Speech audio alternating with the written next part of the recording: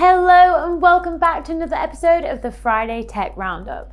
I'm Louise and I'll be giving you the latest and greatest tech news from the past week. And don't forget you can read more on everything mentioned by clicking the links in the comments below. Ready to dive in? Let's go.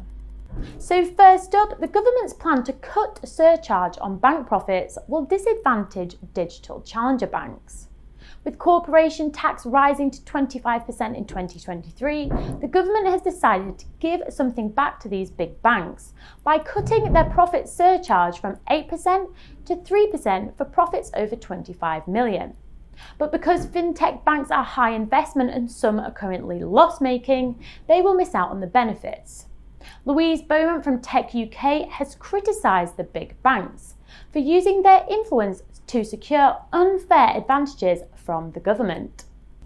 Number 2, the UK is to phase out a multi-billion pound tax on tech giants after global reforms. Last year, the UK announced a 2% digital services tax on the likes of Facebook, Google and Amazon in response to claims that the multinational tech giants were shifting their profits overseas where they could be taxed at lower rates. But the government said at the time that they would scrap the tax once there was a global solution, and now under a deal agreed by 136 countries, we can expect to see the rule come into play in 2023.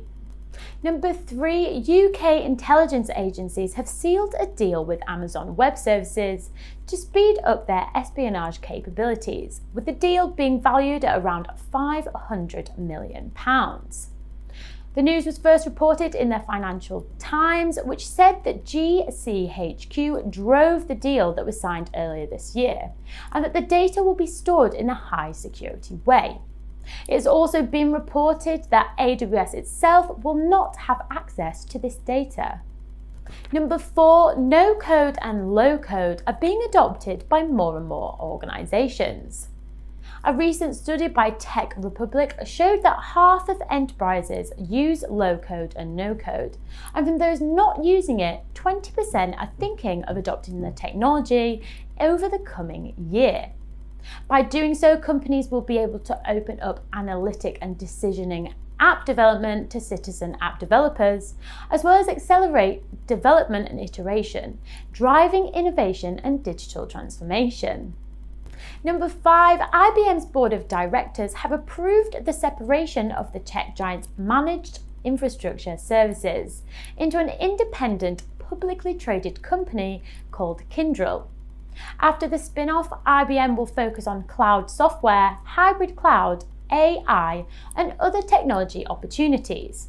Kyndryl will focus on services to design, run and modernise customer technology environments, competing against the likes of DXC Technology.